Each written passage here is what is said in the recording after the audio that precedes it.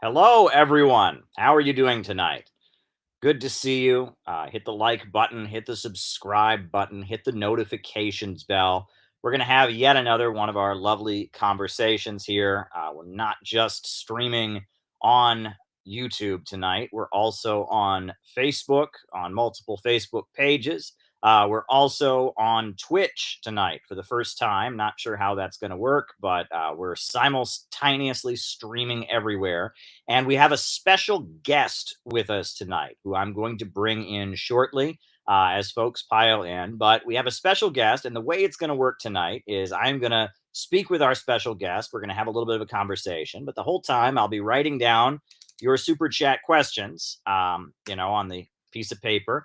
And then we will answer your super chat questions until we're done. That's kind of how it will work tonight. No roll call, I don't think, but we'll just have our conversations with our guest. Now, our guest is Craig Pasta, and he is from Convo Couch. And they are a great YouTube channel. You should check them out. They're on Rockfin as well. And they have faced just a wave of censorship because they dare to go where mainstream media doesn't want us to go.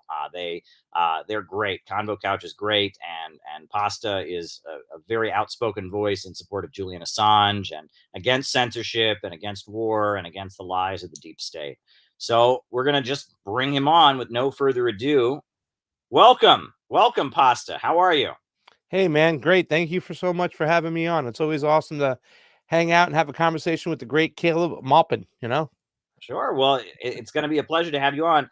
Can you tell our audience a little bit about yourself and what you do over at Convo Couch, the kind of stuff you report on, and why you've been hit with some lack of love from our tech overlords? Yeah, well, thank you. Well, obviously, we've been on the Convo Couch. Me, Fiorella, and Johnny, we're all partners. There's three of us. It's a three-man team. Johnny usually is the engineer, and Fiorella is my co-host.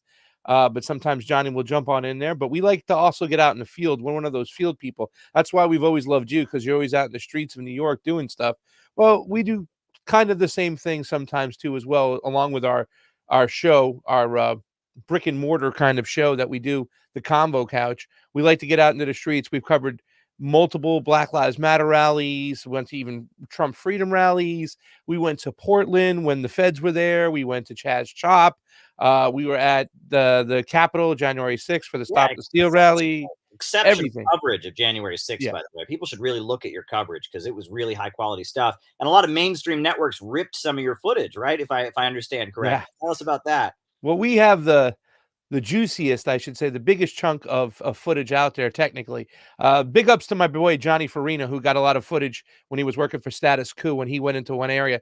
But we were by another area about 10 feet away from the steps of the Capitol while things were getting a little crazy over there.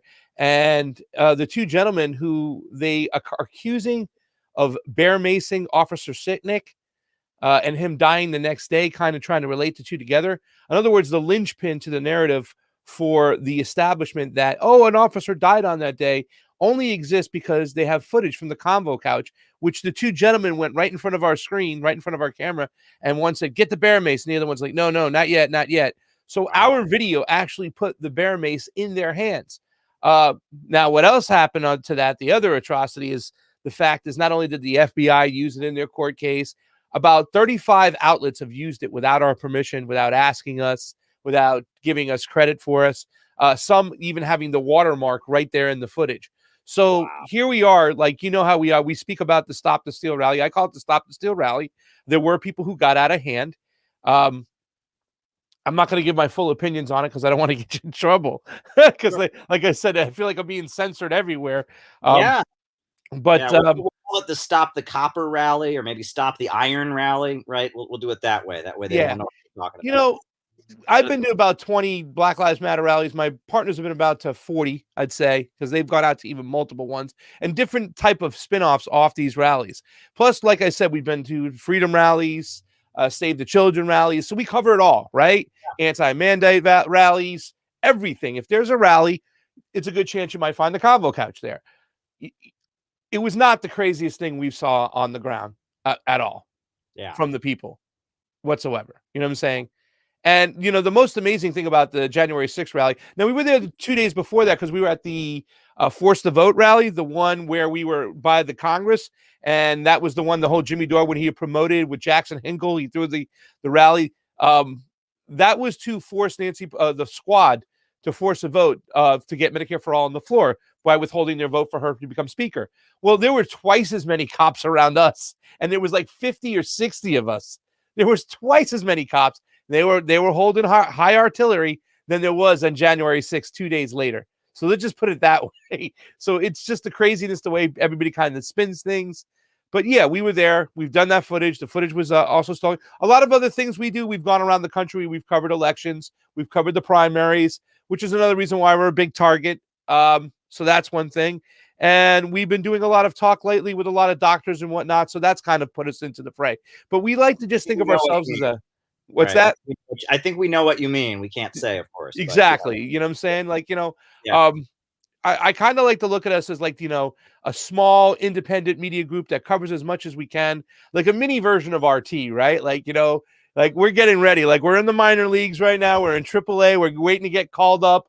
But we've kind of emulated ourselves on that kind of mentality where we cover a variety of news, talk about a lot of things that's not on the mainstream media news. Just like your network, we try to have Johnny, his post-production is amazing. He's made videos out there. Like, for instance, we did the Bernie Sanders rally when he had the big rally in LA, and we did questions about Bernie, and we interviewed a bunch of people, and then we cut it together with a bunch of music and whatnot. We covered Tulsi Gabbard a lot with a lot of her rallies because she was always have a press gaggle, and she was like one of the only candidates that would take questions from anybody in the room, any independent media whatsoever. So that was great. So we do a lot of fun events like that, but we try to keep it entertaining, energetic. Like those little musics that you hear from your network, that dun, dun, dun, dun, dun, dun, all that fun stuff. We try to incorporate into our channel because we also want to make sure that we're reaching to a younger age. You know what I'm saying? People who are just kind of getting involved with politics. So we try to do that. We try to kind of stay on that level of where, we're getting an array of people, whatnot. So that's what we're all about at the Convo Couch. And this is the couch I'm on. Fiorella's usually here, and that we started it like this was the arena for us to have battles, to have conversations. And as like when we talk a lot too, we ask you some of the questions. I'm always asking you, hey, I have my conservative friends who ask me this. We talk to people who have different ideas so we can come up with different solutions. And we do not participate in cancel culture. You know what I'm saying? So that's what the Convo Couch is all about. And I'm very proud of what we've accomplished and created. And despite the censorship and despite us getting silenced, it's not going to stop us. We're going to keep going. And we usually stream a lot on Rockfin. And on this week, we'll be streaming on mostly Rockfin only. I mean, we'll be on Facebook for a little bit. We'll be on Twitch for a little bit. Sometimes we dip into Odyssey. But for the most part, it's Rockfin, ROKFIN. And that's been our saving grace. Great. Now, you also bring a very good level of analysis. Whenever I tune into Convo Couch, I hear you giving analysis of, what the deep state is up to and the need to challenge the prevailing narratives of mainstream media. So this Facebook whistleblower superstar who's been all over the media, what do we need to know about her, the heroic blonde who is saving the day from all the hate speech online? What do we need to know about her? Well, I mean, I don't want to start talking about the ties that she has. Supposedly, I believe she worked at the same firm that Jen Psaki worked at a long time ago. Somebody told me about that. I kind of looked at that briefly, but I just paid attention to the hearing and what she said and where she was going. And that good old kind of phrase that Noam Chomsky used to use, manufacturing consent, the macro of everything. And she pointed out some stuff that we already know. And, she did point out some things that Facebook does that is really unethical and stuff. But what they're doing, it seems like they're setting up to manufacture consent for more censorship by using the children, right? It's all about the children. Oh, there's teenagers that kill themselves and whatnot and everything. And I know those things exist, but really what should be happening is that they should be going the other way.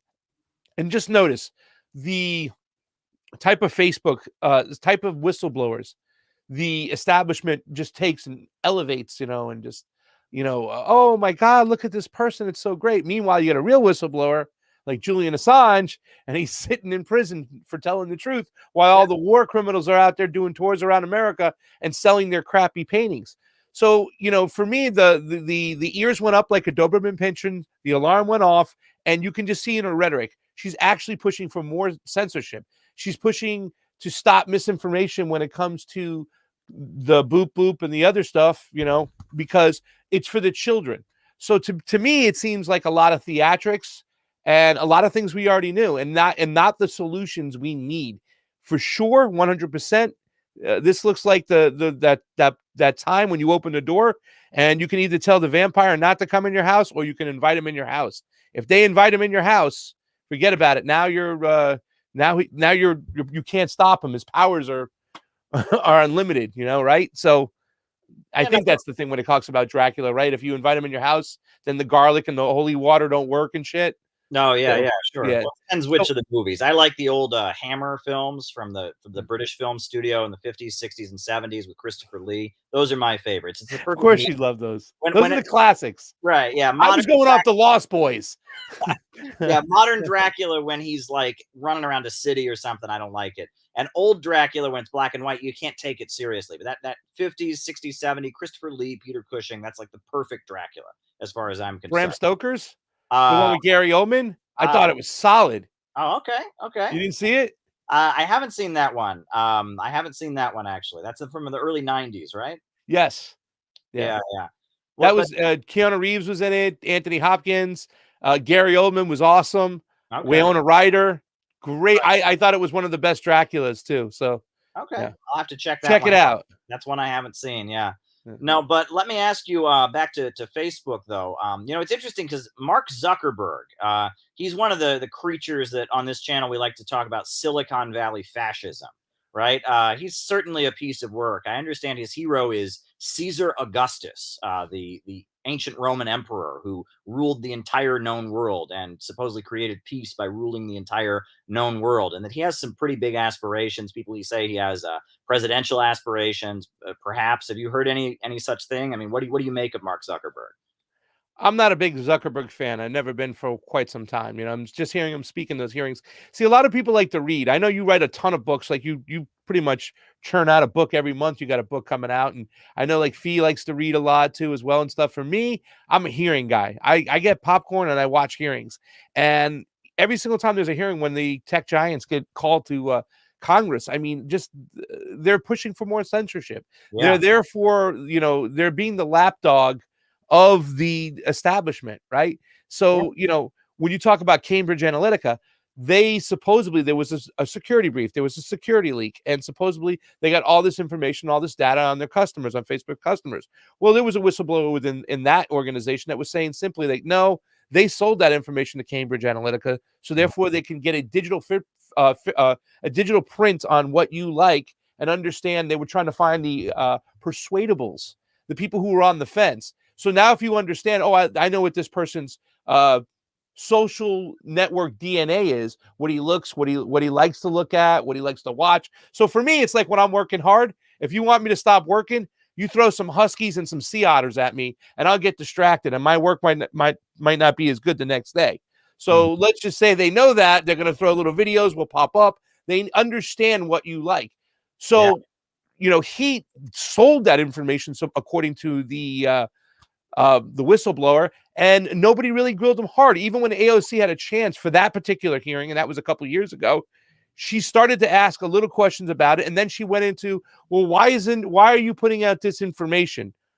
Pretty much talking about Trump, and putting out. So it doesn't.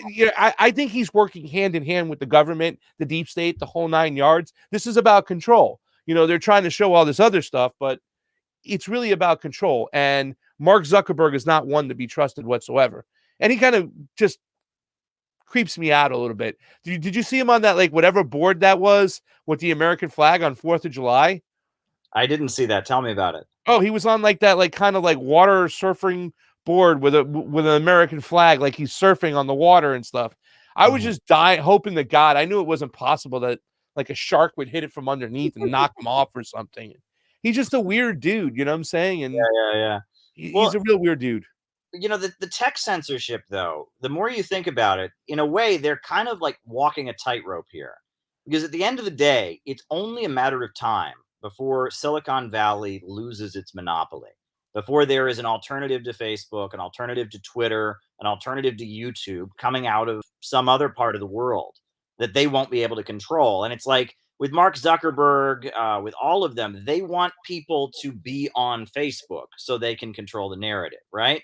And the more they censor, the more people are going to be like, screw it, I'm going somewhere else. And that'll only expedite the process. And like, do you remember the Trump administration's flip out around TikTok because it's from China, right? And even though TikTok set up rules where they wouldn't actually have it on the Chinese mainland, so there was no Chinese mainland censorship, that wasn't enough. People just flipped out because here's this tech social media giant that we don't control. And it's like they realize, it's just a natural law of the market that when you develop a technological breakthrough, give it time, your competitors are going to have it too. And in geopolitics, it's only a matter of time before there's alternatives to Facebook and Twitter and all the tech monopolies and social media giants that are coming out of other parts of the world. And the more they censor, they're just going to speed that process up. And I feel like there's some hesitancy. Like the government wants them to censor more, but then some of these tech companies are like, well, can't we just like shadow ban people, or can't we, And it's like this kind of push and pull because they know that eventually, the more they censor, they're just going to expedite. They're losing their monopoly in the long run. I mean, do you think I'm onto something there? Yes and no. But look what just happened with Parler, right? So there was another alternative to say, let's get away from Twitter. And what did they do? They shut it down because they own all the servers and whatnot. And anytime any other company gets like remotely starts to build some steam, get a little bit big, they'll come in and swoop and buy it. They have, remember, the people who are kind of controlling, when it comes to big tech and whatnot, it's more than the Zuckerbergs. These people are very well funded. In fact, I think they work hand in hand with the people who make the money, who control the monetary system. So, I would like to think that, like, what you said to me before, it always sticks in my head when we talk about censorship. I said, remember what Caleb said? He says it's going to get a little bit worse before it gets better, but eventually their goose will be cooked because there's only so long you can censor before the public says enough is enough. However, we have everybody split. We have everybody tribal. And believe it or not, there's a ton of people who applaud the censorship, right? When Yeah. Alex Jones got taken down, we were screaming, going, it's not about Alex Jones, it's about censorship. But, Right. You have people actually applauding and cheering this on. And at the end of the day, they control all the satellites, they control all the servers, they control the electric grid, they control everything. You know what I'm saying? This is more than just a company just trying to maneuver its way to be cool. This is about control, and it's the biggest people controlling it at the end of the day. And I'm not going to put my tinfoil hat on and talk about what a lot of people think Facebook was. You can go find that out on your own. But I mean, how far from the truth are they? I don't believe this is just a random company with a random guy who's making a lot of money. These are people up top who are controlling opinions and controlling our voices. And you guys know that too as well. I mean, at RT, Jesus Christ, the lumps they send at you guys. And then you'll hear them in Congress and hearing goes, isn't that a Russian propaganda channel? I'm like, yeah, with Larry King, Caleb Maupin, Miko House, and Tyler Ventura and Chris Hedges. I don't think they're Russian spies, guys. Give me a break. But it is going to be a battle, and we will see. I don't know. I really don't. I wish I had answers, and I wish I could see the sun at the end of the tunnel. But I kind of cling on to what you say. It's going to get worse before it gets better, but that means it eventually will get better. And I hope free speech will prevail. Yeah. Yeah. Well, I mean, it's pretty wild because, I mean, the Soviet Union and the United States were competing when it came to computers. And it was the CIA and the NSA that kind of figured out that the Soviets just didn't have as much money to invest in it as the United States did. And they had that treaty, the NATO treaty, that no NATO country could give what they called high technology to the Soviet Union. So the Soviet Union just couldn't continue. They had actually made some pretty big breakthroughs. They had developed a home computer system in like 1980. They had their own home computer they developed, and they'd made some breakthroughs, but they couldn't get any access to any Western technology, number one. And then number two, they were having to keep up in the arms race and just keep, building nukes to catch up with Ronald Reagan and all of that. And so they just couldn't keep up. So Silicon Valley was basically created by the American intelligence agencies, went to the banks and they arranged for the loans. And they said, we're going to do this to get ahead.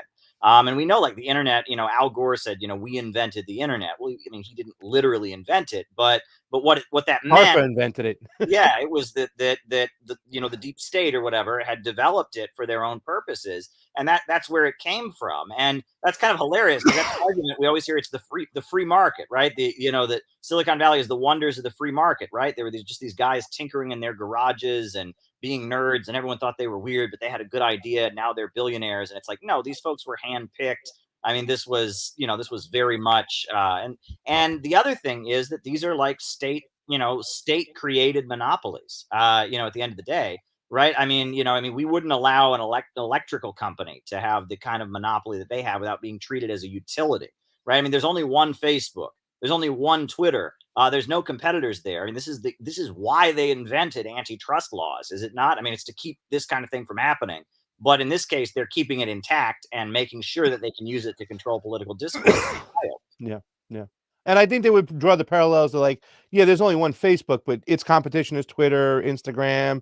They're all different types of excuse me, social media companies. And I'm saying they're kind of claiming that they're the competition. And then I often think about, should we nationalize these things? Because I'd like them to be public utilities, but after this whole situation we went through for the last couple of years, I don't know if I want the government running anything. You know what I'm saying? Sure.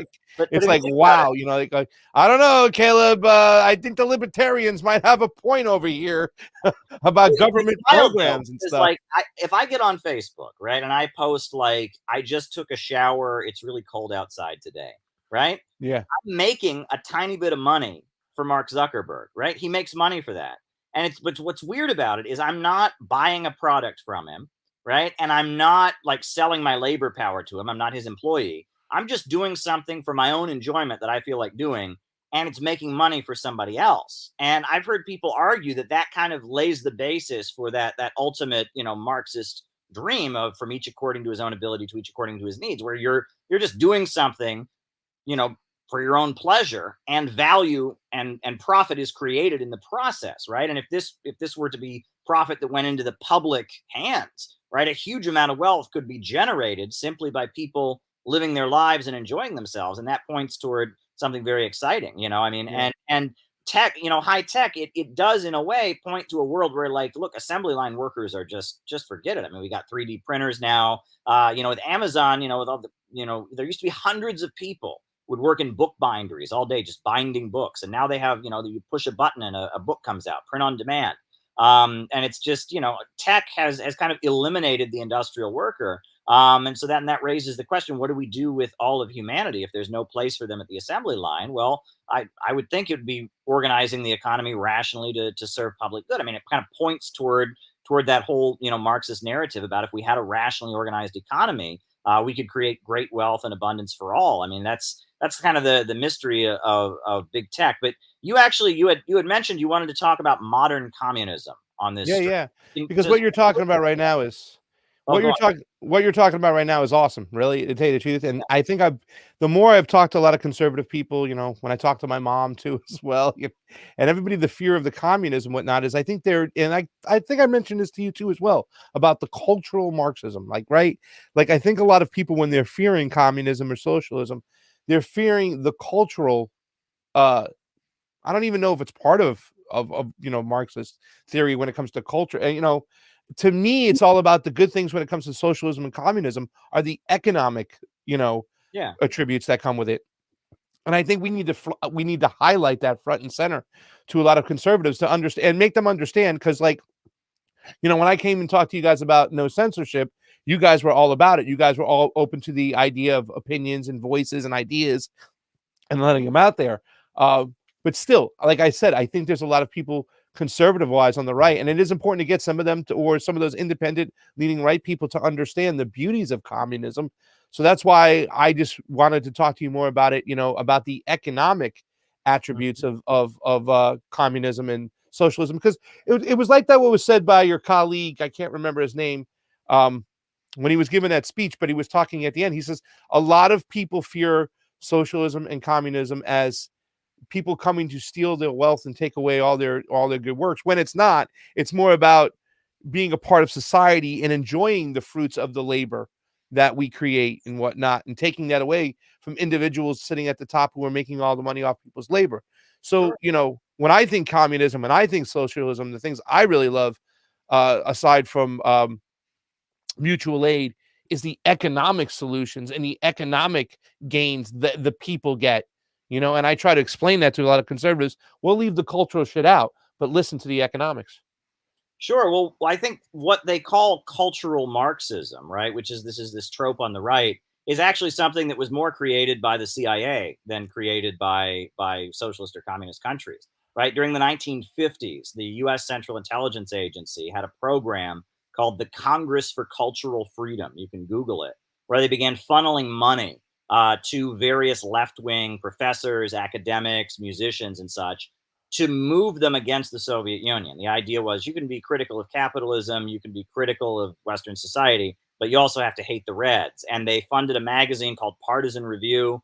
They funded another magazine in Germany called Der Monat. And there's a guy named Theodor Adorno, who was a very influential, one of these cultural Marxist theorists of the Frankfurt School. He was a CIA guy from the beginning. That's pretty clear. There was a guy named Herbert Marcuse, who was he was a longtime State Department employee, and he set up shop in West Germany with the Frankfurt School. And that that milieu that you can call cultural Marxism, that was really very much created by the CIA to fight against Soviet influence, because in a lot of ways the Soviet Union was pretty conservative in comparison to the West. I mean, at the beginning, I mean, they was the first country in the world to legalize homosexuality and legalized abortion and such like that. But they did have, before we had the nuclear family in the United States, they had the Soviet family, which they glorified. A man and a woman and children, and there was kind of a feeling of loyalty to one's nation and such like that. And that the Soviet Union, out of kind of necessity, especially during like the Stalin years, became a little bit more socially conservative. And the people in the West that were attracted to communism tended to be very socially liberal folks. And so in the 1950s, the CIA said, this is a gap. This is a gap. We can like pull the two apart. We can make sure that these Western hippies and intellectuals and stuff don't become allies of the Soviet Union by funneling a bunch of money to certain voices that'll pull them against the Soviet Union. And there's a lot written about this. Joel Whitney has written a book called Finks: How the CIA Tricked the World's Greatest Writers. There's another book called The Cultural Cold War. I mean, this is all public record now. The CIA was doing this. But one of the most wild things is, like, you ever see that painting of Jackson Pollock, the painter, right? Who just would splatter, paint on the canvas, right? No shapes, nothing. Well, the CIA paid for that, right? As an alternative to social realist art, which was art about working people and their struggles. If you go to a lot of post offices around the country, you can see these paintings, these beautiful paintings that Roosevelt hired unemployed artists to paint all over the country, of working people, construction workers building things, and there's just beautiful social realist art around the country. And the CIA wanted to counter that, so they began subsidizing modern art because it didn't have a political message, didn't even have clear shapes. It was just kind of images, right? And it was kind of playing up the idea that social realist art was propaganda, it was totalitarian, and that this splattered art on a canvas, Jackson Pollock just throwing paint at his canvas and giving it a name because it fit his mood or whatever, that was a superior form of freedom. You talk about the Rockefeller think tanks, right? The Rockefeller family, one of the oldest oil banking monopolies in the United States, right? Their money, their foundation money, along with the Ford Foundation, is all over what you can call, quote unquote, cultural Marxism. I mean, it's and the Soviets didn't like that stuff. The Soviets saw it from the beginning, and the same with the Cubans and the Chinese. It's very funny. There's actually there's a book called Daily Life in Revolutionary China. And it's about an Italian member of parliament. She went to China during the 1970s. And, she's asking, like, the young communists, they were asking her about different countries she's been to. And they said, have you ever been to America? She said, yes. And they said, is it true that in America, the boys have long hair like girls? And she said, yes. And is it true they're using narcotics? And she said, yes. And is it true they're listening to rock and roll music? She said, yes. And then they said, do they not realize they're dupes of the bourgeoisie? So, the kind of cultural liberalism that we associate with leftism in the United States is not what the Soviet Union was promoting at all, not what China was promoting, not what Cuba was promoting. And before he died, Fidel Castro actually devoted some of his columns to exposing this link, and how some of the, like, social liberal, cultural stuff was used to kind of take apart revolutionary movements in the 1960s, it's MK Ultra is a matter of public record as well. The CIA was going around distributing drugs and that destroyed a lot of lives. A lot of people that got into protesting the Vietnam War or protesting for civil rights got hooked on drugs and became caught up in the drug culture, and then their revolutionary potential went away. So it's particularly fascinating, but it seems like one of the big themes that a lot of folks, on the right are really caught up in is this idea that China is coming to get us, right? China is coming to get us. The Chinese are coming, and Joe Biden works for the Chinese, and it's all a big, sinister Chinese. Facebook's run by China. What do you make Netflix of and that? yeah. Yeah, what do you make of that? Well, I mean, let me say this much. And I want to get back to what you said too as well, because I have a question about the whole cultural Marxism thing and whatnot. Because you did point out that it was the. In fact, can we digress to that one? Can I digress to Yeah, that go one back to that. question? I Yeah, know yeah, it's your show, and here I am controlling yeah, it. yeah. That's okay. Sorry, Caleb, can't help it. That's okay. Um, It's an important but you topic. talked about. I think that it's the bourgeois left that is really all about the culture wars nowadays, right? I mean, like Yeah. you look at the establishment; they're really not Marxists. They're not like economic Marxists whatsoever. They don't give a shit. They're global capitalists. They Yeah. really are, and they believe in neoliberal fucking austerity measures. Now, the bourgeois left, though, like that establishment, they're the ones pushing cultural stuff. Like, okay, Mhm. we have to use our pronouns properly, and it's Yeah. and all that stuff, and more atheism and less stuff in the family, and then the trans rights and all that stuff. Is it safe to say a lot of the modern day communists or Marxists, whatnot, don't even participate in the family shit? That they keep it out of there and they concentrate on economics?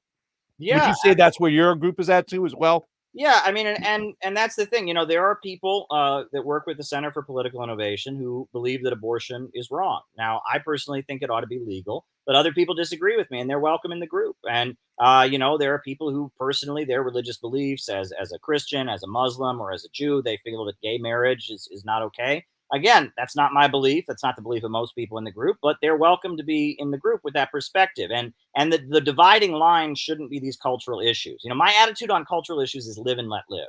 I'm not going to tell you how to live your life. I respect your right to be that way. And I'm not going to let anyone tell me how to live my life. And that if anyone were to, bully anyone or make them feel unwelcome, make them feel ashamed to be they are, make them feel unsafe, obviously that wouldn't be okay. But other than that, people are allowed to have their views, right? And that again, the point is to unite people around an economic program to resolve the problems of society, to make the country better. Yeah. And in our case, we say that would be a mass program to rebuild the country, public control of our natural resources, public control of banking, and the enactment of an economic bill of rights, which is what Roosevelt called for in his last State of the Union address. He called for an economic bill of rights, the right to a job, the right to housing, the right to education. That's what we need, right? And that would improve the country. But in order to do it, you would have to push back capitalist power. The big corporations and monopolies, the oil companies, the big banks would never tolerate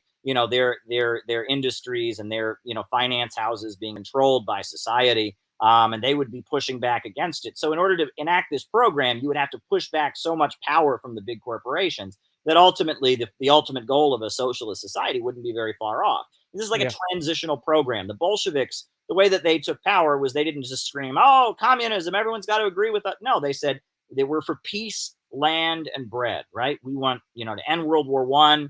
We want to provide food to the hungry people, and we want to redistribute land to the peasantry. That's what they took power on. People were for it. In China, the communists, they said, we want to redistribute the land to the tiller. If you till the land, you ought to own it, and redistributing land to the peasantry. And they were the best fighters against Japan when Japan invaded. And that's how they took power. And that it's finding a program that will improve people's lives. And uniting society around that program. That's what communists who are serious have always done. Yeah. Unfortunately, a lot of the people on the internet talking like communists and being crazy and all that, it's performative. It's Yeah. internet drama. Jackson Hinkle and Cappuccino I, communists, we have them. We yeah, call them indeed. cappuccino communists and latte Yeah, liberals. Yeah. Jackson Hinkle and I get a huge amount of flack for being patriotic. I love my country. I'm an American. I work for Russian media. That's true. But I was born in Ohio. I don't speak a word of Russian. I wish I did. It might make my job easier sometimes. I don't speak a word of Russian. I'm from a small town. I'm actually from the town where Smucker's jelly comes from. It's called Orville, Ohio. That's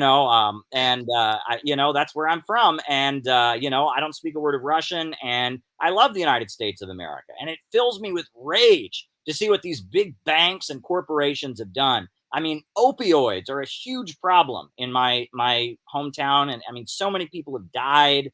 And and you see how these big pharma corporations have gotten rich. A number of people I went to school with fought in Afghanistan, and I'll never forget. It was actually kind of funny. About 10 years ago, I was at work, and all of a sudden I started getting text messages from my friends, and they said, "Take a look at a certain person I went to high school with, Facebook."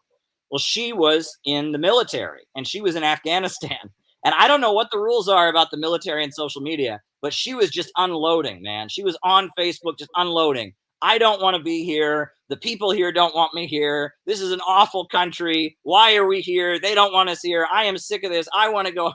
And we were just cracking up because she's on there just unloading this anti-war rant from a military base in Afghanistan. And we're like, wow, we hope she doesn't get in any trouble. But the people who've gone over there, overwhelmingly, that's what they say. They say, what's this war about? What are the Afghans getting out of it? What are we getting out of it? But now, we're not supposed to be mad at Biden for killing children with drones. We're not supposed to be mad at Biden for escalating against China. We're supposed to be mad that he pulled out of Afghanistan. That's what his crime is. Because right? of the women. We Yeah. have it's the ladies, the women, and the Yeah. bourgeoisie. But Yeah. I think you got to 20 years, and Yeah. it's only gotten worse for the women. But somehow, Yeah, if yeah. we just stayed one more day, we're almost there. I mean, this is ridiculous. I mean, Yeah. it's just a ridiculous narrative. Yeah. I just think that the movement you guys are building on resources and economics is so important to get out there. It's like I was in that meeting and we didn't hear one cultural suggestion, if that's the way, because and that's the thing. You talk about like what's going on now in South and Central America, right? And these Yeah. all new leaders and stuff.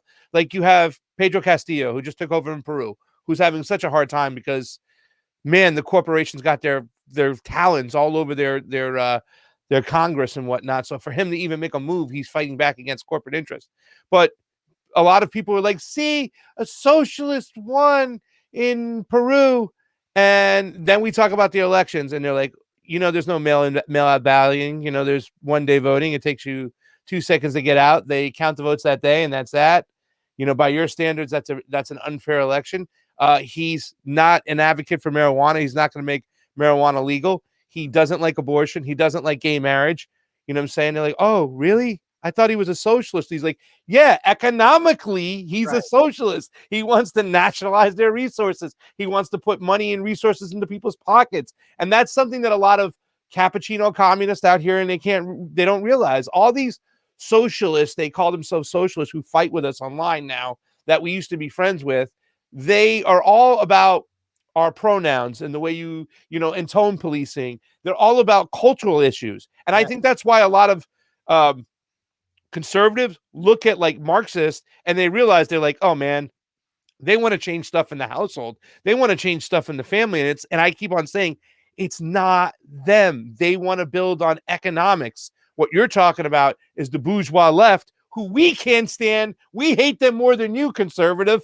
And I tell them because they piss us off because they're supposed to be on the left and yet they're bourgeois and we can't stand them because they actually stop progression from what we're trying to achieve. And all the people in our Congress, all the Democrats, the squad, what do? They weaponize identity politics. They rally around cultural issues. And like remember the whole Haitians at the border, right? Yes. There was a press conference because, oh my God, these Haitians got whipped by these men on horses, whatnot. I didn't think that was the bad sin, right? Like to me it wasn't the sin that they got whipped and they wouldn't let go of their food. You notice they went and got some food and they wouldn't let go of it. That's how like it was crazy. Like they're holding on to their food. Sure. The fact is that they all got put on a plane and sent back to a country which we destabilized and we ruined and we've been ruining, and nobody talked about that. That is the biggest sin. So when I said I'd rather them get whipped and be able to stay rather than not get whipped and then put on a plane and sent back to an area we destroyed, I caught some flack for that. But I don't care because that's what's really important, because that's the other part of the movement you started over there, the communist movement and the socialist, whatever you want to call it. It's an anti-imperialist movement. And a lot of people can get behind that.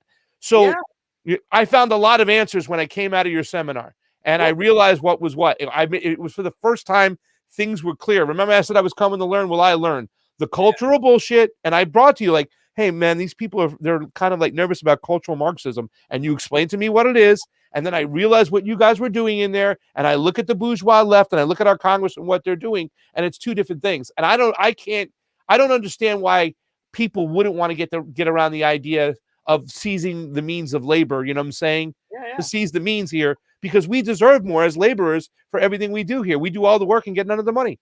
yeah, absolutely. No, I mean, and the wild thing about Haiti is I've had that argument with people before, right? People will argue with me and they'll be like, "Oh, communism's so bad. People are fleeing from Cuba." Well, what do you think Haiti is? People are fleeing from there a lot more than they're fleeing from Cuba. And what is Haiti? It's free trade, NAFTA, and the same economic policies that have destroyed Pennsylvania and Ohio and Milwaukee and Iowa and Alabama.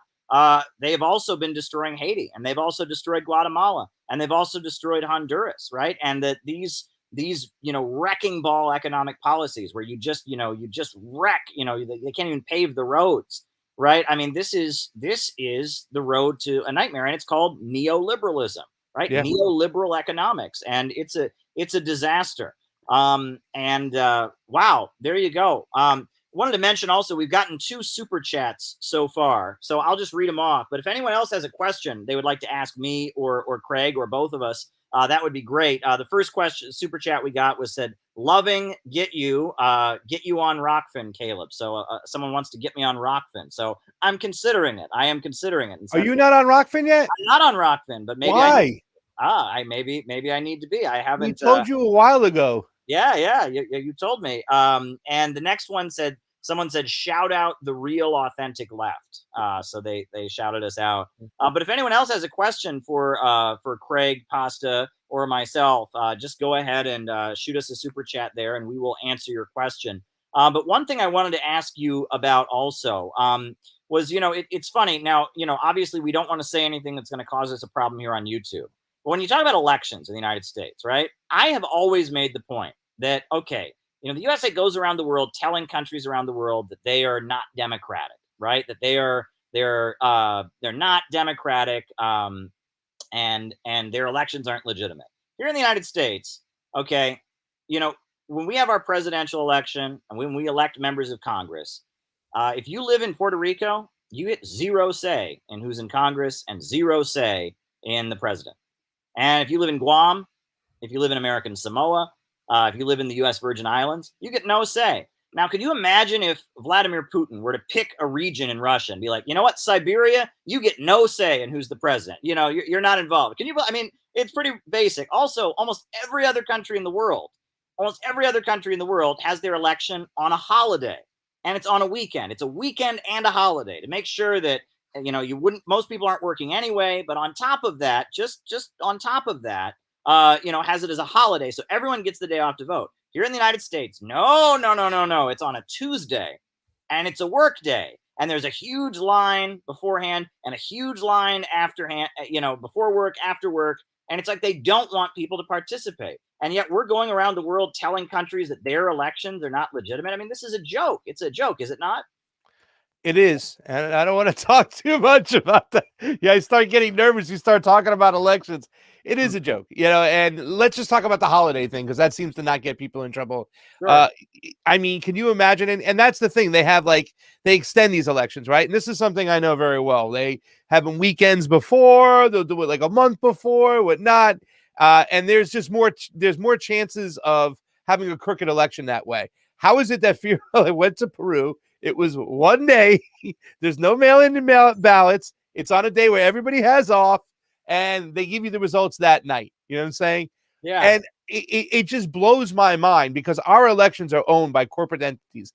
99% of the tabulation machines around the country that count the ballots, and I think it was Stalin, right, who said, it's the power doesn't lie in those with who cast the votes. The power lies in those within those who count the votes.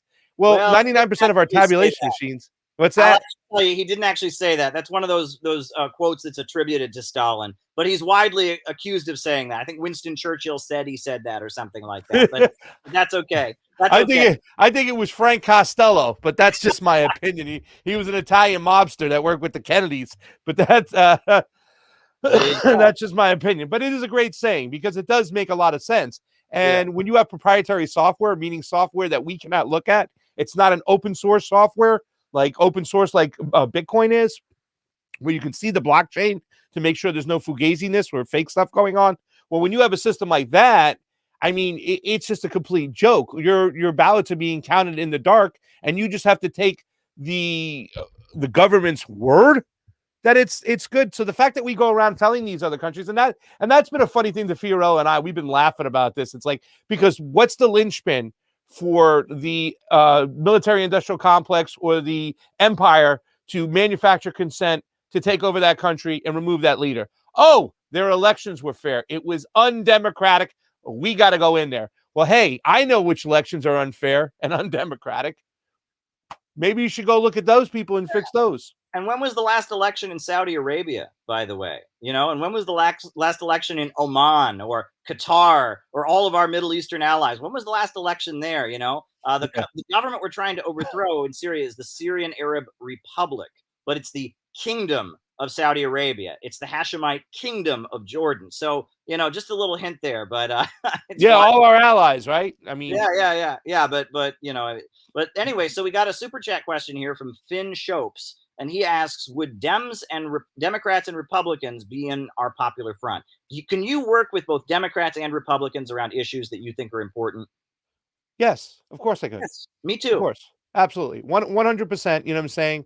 And not wanting to go into either one of those parties, wanting to get away from an establishment that's controlled by corporate entities.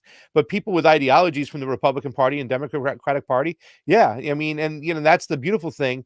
I think a lot of the ways we kind of connect is around the periphery, right? It's not necessarily left or right. It's on those outer rims and stuff like that. I think a lot of people want some form of healthcare. A lot of people have different opinions now who can control it, but a funding mechanism, I think a lot of people will get behind. So the fact that their healthcare can be provided for them, it's not attached to their job. I think a lot of people care a lot about their civil liberties. I mean, there is a small percentage of people who are cheering on the censorship, but most people, there's Democrats and there's Republicans that will all be about that, libertarian minded and whatnot. And the thing is, like, when somebody said the authentic left, what I like to call us, Caleb, is the common sense left. Right. Yeah. And there's a lot of common sense issues that are on both sides of the aisle. And in fact, just recently, it seems like a lot of Democrats have taken Republican issues and Republicans have taken my body, my choice is now a Republican thing. Right. It's not. Yeah. It might be for Democrats when it comes to the Texas law, but for other things, no. Now it's Republicans actually going my body, my choice, right? So, I mean, yes, we can work across party lines and get those people. We do want to remove them out of the party and create our own party. Listen, if we're going to keep the system we have as far as the monetary system and assets and land and owning, then we need to get into more of an economically socialist kind of mentality, because it's just not enough fair pieces of pie to go around for the little guys down below. We have a society right now, we're the richest country in the world. We have 750,000 homeless people, and it's going to be even worse. Well, that dictates a change. That demands a change. And where do we make that change? We make it in labor. So I think a party based upon, I've always felt that there's going to be a leader come forth. He's got to come forth in labor. And somebody who can reach across party lines and say, enough is enough. Both these parties don't care about labor. They're both run by corporations. The true definitions of fascism is when the corporations and the state merge together, right? And Mussolini did say that one, right? Sure. Yeah. So, I mean, we do have to get away from that, because a lot of people equate capitalism with choices and freedom. Well, and they'll always say, well, we have crony capitalism now. That's why things are not running well. It doesn't make a difference. It's fascism. We live in a fascist society. Yeah, I always tell people all capitalism is crony capitalism. Whenever you have a group of people with exponentially larger wealth than everybody else, and they're running the economy, and the wealth is centralizing in their hands, they're going to rig the government to try and make sure it stays that way. I mean, this idea that people will have so much more than everybody else, and then they'll just sit back and let it be a free, fair competition. That's a little bit idealistic. That's always been my response to that. And that capitalism naturally kind of leads toward fascism in times of crisis, when there's an economic crisis. That's the only way they can stabilize society and keep the rabble in line and keep them from rising up, is to build some kind of fascist state. But we got a super chat here. Convo Couch had a great segment on sanctions on Cambodia. I'd love if you could talk about that and other developments in Asia, Taiwan, and Myanmar. So what's your thoughts on that? Tell us about it. Well, Fee brought that story to the table. It was great. There's no more robust debate on the floor anymore. You notice that, Caleb? They don't talk about bills. They don't get out there and they don't let the people know. They don't go through every ounce of that bill and break it down. Let people know where the funding mechanism is going to come from or what it's all about and whatnot and stuff. So what do? They just bring stuff to the floor. They pass it through quickly, hope that nobody's looking, and move on. Well, Fee had found that. She said, look what they voted on the other day. It was all about sanctions on Cambodia. And when you read the language inside the bill, it's the language of an empire. Oh, it reads almost like, oh, we don't like this guy. He's not playing ball. So we have to say he's being undemocratic and start sanctioning them. And that's what they do. And, it drives me crazy. I just had an argument with a friend of mine the other day about China talking about Taiwan. That's our next question. Talk about China for the liberals in the chat. So go ahead.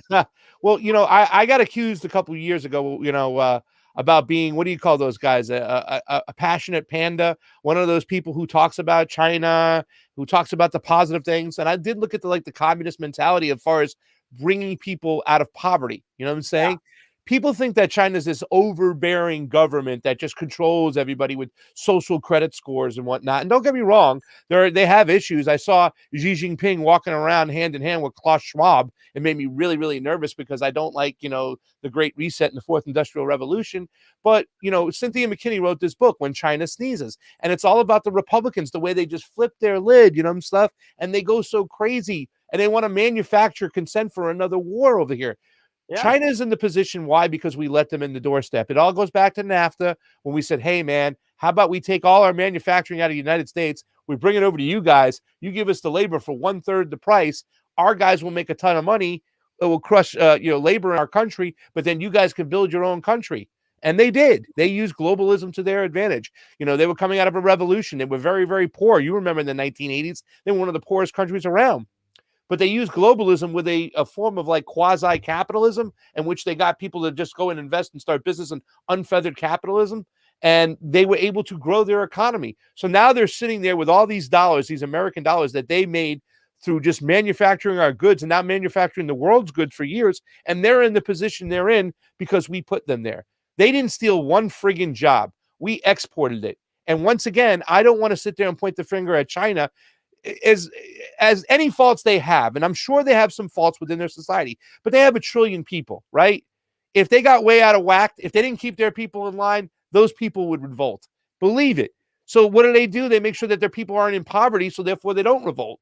So, I mean, what I want to do more than anything when it comes to China, when it comes to Taiwan is like, oh, well, don't they have a right to their own, own decisions and their own autonomy? It's, yeah, they do. But that doesn't mean we have to manufacture a war by giving Taiwan weapons up the yin-yang just because we want them to oppose China. We need to stay out of it. It's just like my opinions about India. When people talk about, well, they got the caste system there and Narendra Modi's a nationalist and he's ridiculous. Listen, they don't need people that look like me telling them what to do. It was 1940s when they just finally broke from the colonization. Let them do them. Tom Steyer said it best on the campaign trail. He says, China is our frenemy. We have to treat them like our frenemy. Friend, enemy, whatever you want to call them. We have to sit down and negotiate with them. This saber rattling can get out of hand over here. And I think a lot of it is, once again, the military-industrial complex is like, okay, we've done enough work in the Middle East. We've sucked out all the money we could over there. Let's get back over to this part of China. I mean, do we not forget what we did in the 60s and the 70s to that area, Cambodia, Laos, Vietnam? There's bombs still going off. There's mines still going off in Laos. There's a movie called This Little Land of Mines where kids are walking and still stepping on a U.S. bomb that goes off. Yeah. Why would anybody manufacture consent for us to go over there and start messing around again is beyond me. Not saying that Xi Jinping has a halo, but I just would like for once in our life to recognize that the empire, our empire, is the number one issue, and we need to draw back. Yeah. Well, it's wild because, we're so angry about China's presence in the South China Sea, right? Yeah. Whereas there's a huge U.S. military presence in the South China Sea. Now, can you imagine if the shoe was on the other foot and there was a huge Chinese military presence in the Gulf of Mexico? I mean, do you think we wouldn't then start militarizing the Gulf of Mexico? I mean, it's like who's the aggressor here? Yeah. And that China, they don't have very much oil. They import their oil, and it comes on oil tankers through that South China Sea. And the USA putting its military there and all that, that's a big threat that they could cut off China's oil supply. And that's, they need oil to keep their economy going, and that's why they're so into alternative energy, right? That's why they're so into fusion energy, because they know that the fossil fuel global order is a trap for humanity. And that's, I mean, what they're doing in fusion energy, Vladimir Putin in Russia has called for global cooperation around fusion energy. They're doing it in Iran. They're doing it in other. I mean, fusion energy is the future, and we call for Fusion City. We want the United States to, unify the world around the goal of creating fusion energy, and that's something the Center for Political Innovation has put forward. But we have our next super chat question is favorite Beatles track. Yesterday, when I got dumped by some girl a couple years ago, I was playing that song and crying in my room. I'm like, I didn't understand what happened yesterday. Everything was so good. Now today everything's wrong. But I also like back in the USSR. Well, there you go. There you go. What about you? Oh, what about me? My favorite track would be the final track of Sergeant Pepper's Lonely Hearts Club Band. It would be A Day in the Life. That's a good track, I think. And let's see what else. What else do we got here? Can you guys discuss CBDC and the BTC exit valve? I don't know what that is. Do you know what that is? Do you know what that is? Is she talking about Bitcoin? I don't know. I don't know those acronyms. BTC is Bitcoin, I guess. Yeah, I think it's And CBDC. What is CBDC? Do you know what that is? I don't know. Okay, well, tell us what you think about Bitcoin, and then we'll go on to the next question.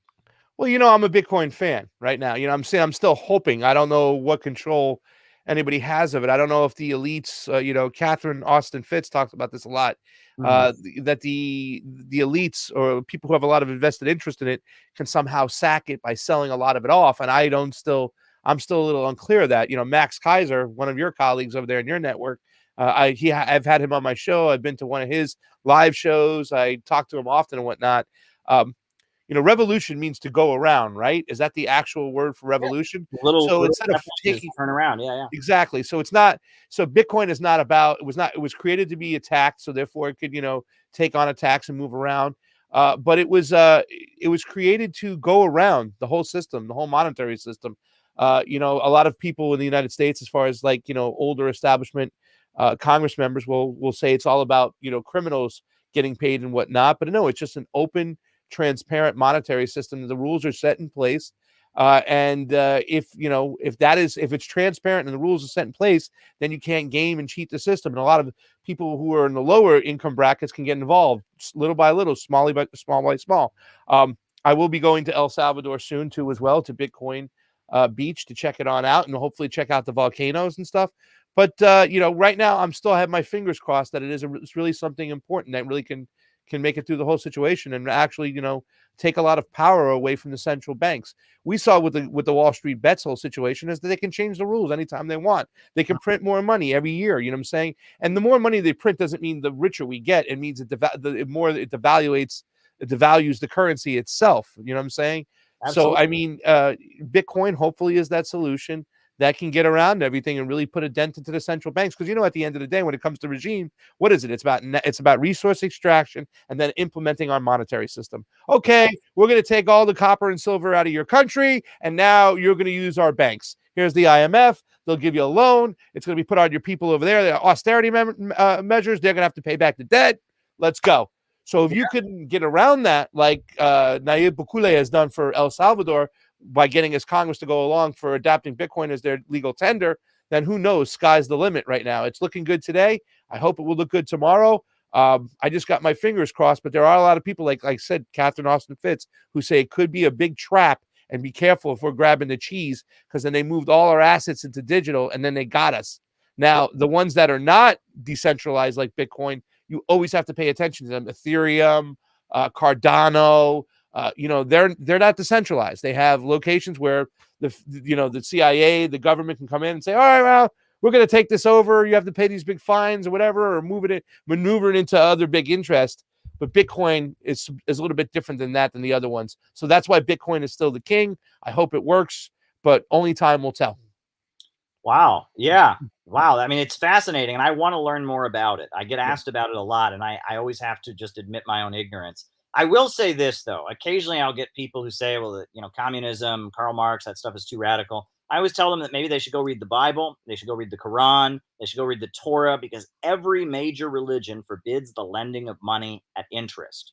And there's a reason for that, right? Usury, as what they call it in Christianity, ribald is the term in Islam. It leads to a creditor class being created that have exponentially more money than everybody else, right? And they're getting money by having money. Like, there's no work being done in the process. It's like wealth is created from other wealth. And I believe Thomas Jefferson, he said, bankers are more dangerous to the country than armies. Yeah, Um, and that's what we've done. A lot of people think that the Federal Reserve is a government bank. It's not. It's a it's not. private, and Yeah, it's run by private bankers. I've had people say, libertarians say, "Oh, the Federal Reserve is in the Communist Manifesto." No, the Communist Manifesto says they want a public bank, a bank that lends money strategically for the good of the country. Imagine if we had a bank at the center of the economy that was like lending money to states to build new power plants, build high speed railway systems, or new hospitals. That's what Alexander Hamilton wanted. He wanted a national bank for the United States, like where the state could lend money strategically in order to stimulate the economy. That's part of how the US came to flourish. Was Alexander Hamilton said we have to spend money from our budget to build lighthouses so that ships can come here and dock, right? And they had the first big federal program was the government spent money and built lighthouses up and down the coast, and that made it much safer for ships to come to the United States. And then all of a sudden people were trading and they couldn't do taxes because of the 13 colonies and taxation and the revolution. So they started they had tariffs on the imports, and with that they could build up they could build up the public budget. And that was Alexander Hamilton, right? And that people think the United States was founded on free market principles, but there was a section of the founding fathers of the United States who argued that the state does have an obligation to make life better for the population. They weren't communists, they weren't Marxists, but they did have this attitude. Alexander Hamilton and others had this attitude that if the government has a responsibility to make the population more industrious, to raise living standards, and that's what in the Constitution, when it says to increase the general welfare, that's what it's referring to, right? This idea that the government has an obligation to be making life better in the country. But yeah, a lot of folks are joining us here. Be sure to hit the like button, folks, and be sure to hit the subscribe button. Be sure to hit that notifications bell. And if anyone has another question for Craig Pasta or myself, just go ahead. And if not, we can wrap this up here pretty soon. I did want to ask you. There was one more thing I wanted to ask you about, and now it is slipping out of my mind. But I want to. Oh, Julian Assange, right? wow, Can you talk about? I mean, he's being tortured right now at still, this point, and there's a yeah. mainstream media blackout. Can you update us on his case and why we should care? What do I tell my neighbor, my coworker, my classmate, if I'm a university student, and they say, what, I don't care about Julian Assange. What, isn't he Russian or something? And he rigged the election, and he hidden the. So what do I tell them about why they should care about that case? How do I make the case that they should care about the crime being committed against Julian Assange right now? Well, we are all Julian Assange, right? His freedom is our freedom. If they can put him behind bars for speaking the truth, they can put anybody behind bars who says anything.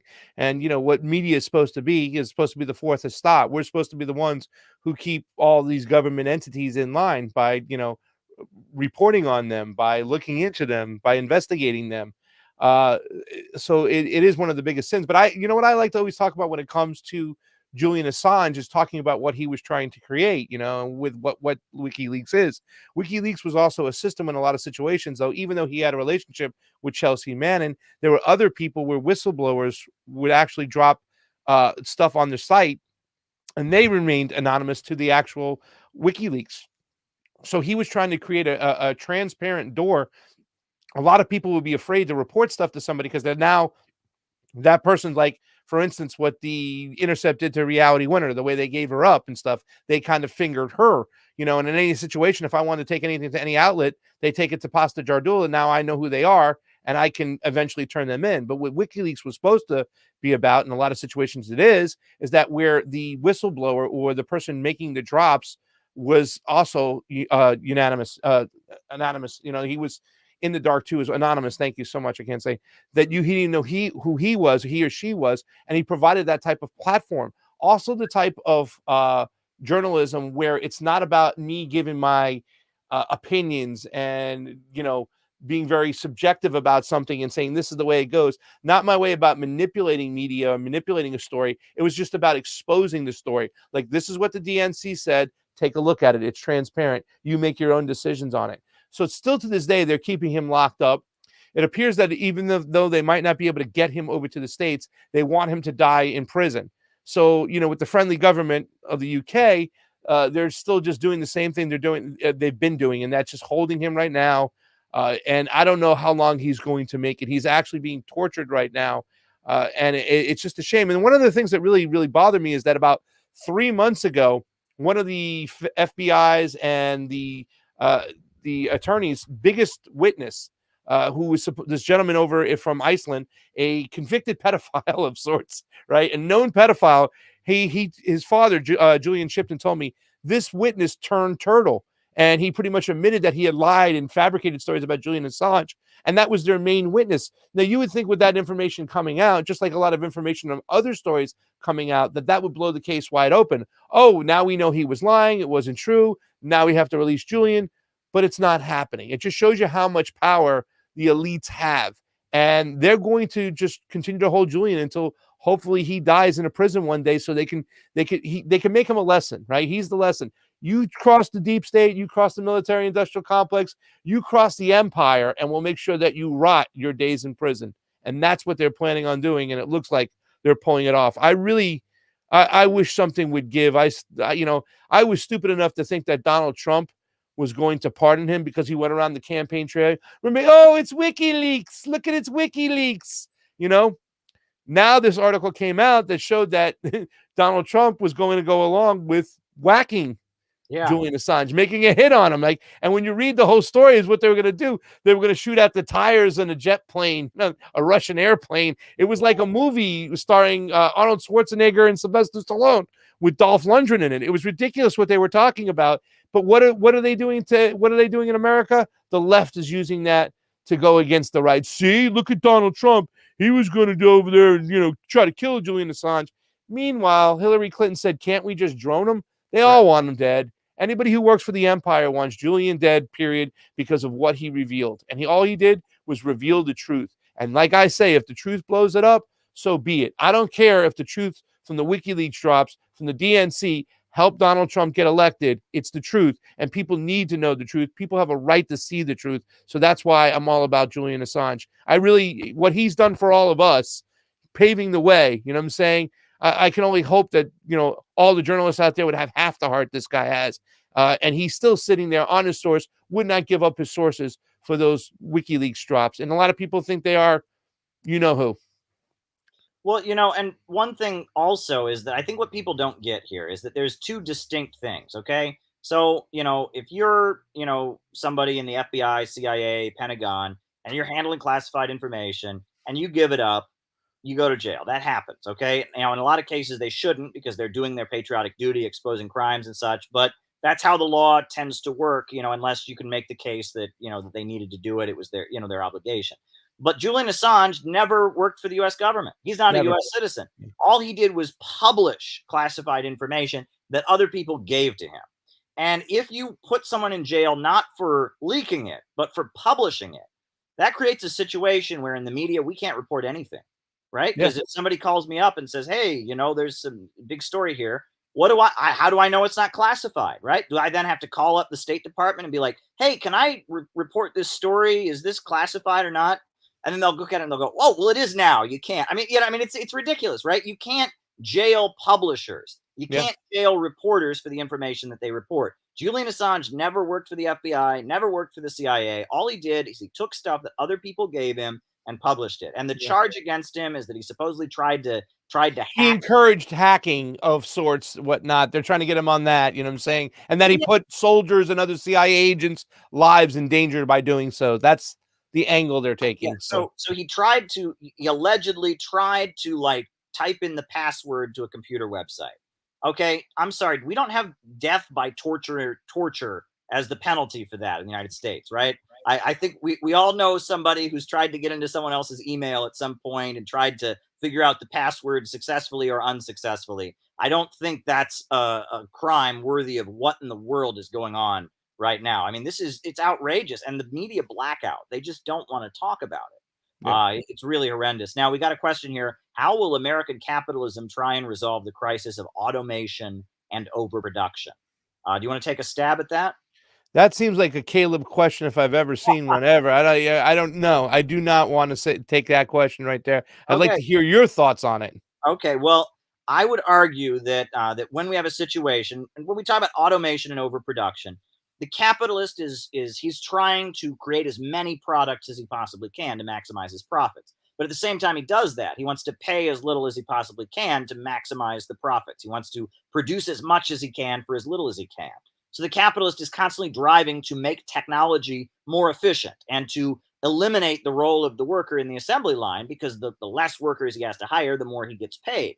But the problem then develops that as fewer and fewer workers get hired, pretty soon there's no one to buy his products, right? And that this process of leads to the market being glutted with products that cannot be sold.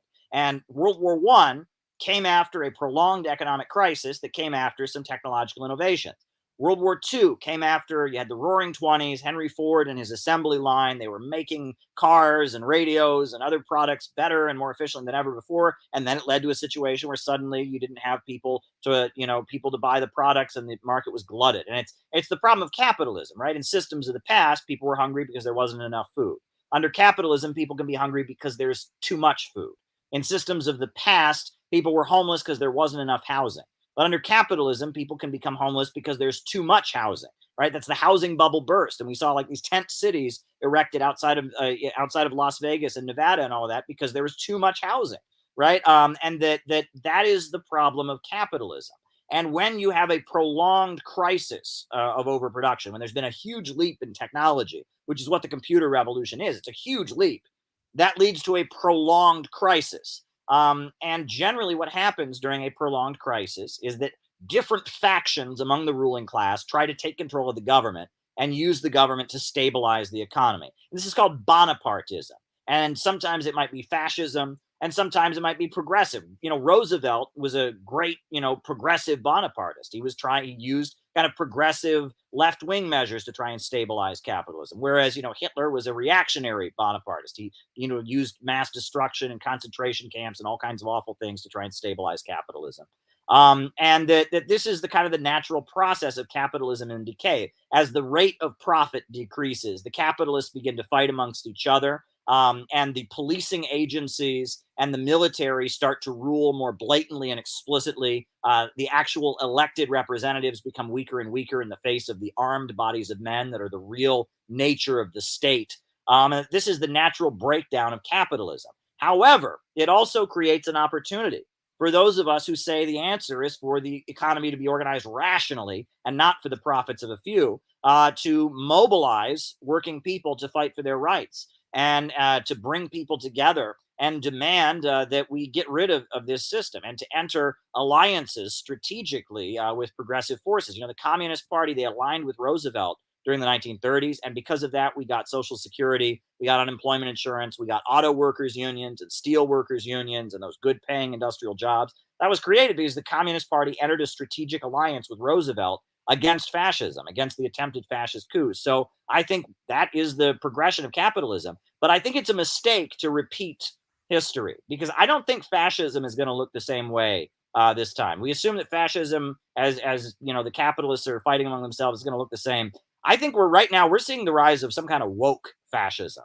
Okay, right now. The crowds that are calling for censorship, and if you disagree, it's okay for someone to beat you up on the street, and if you're not vaccinated or you tweeted the wrong thing on Twitter, you should never have a job again. Some of these woke folks that really hate anti-war voices, really hate people who question mainstream media, some of what they preach sounds a lot like fascism to me. Now, Yeah, that's not yeah, to say that there's not plenty of racism and anti-immigrant bigotry and stuff like that on the right, but there's some woke fascism, and we shouldn't assume that fascism is always going to look the same.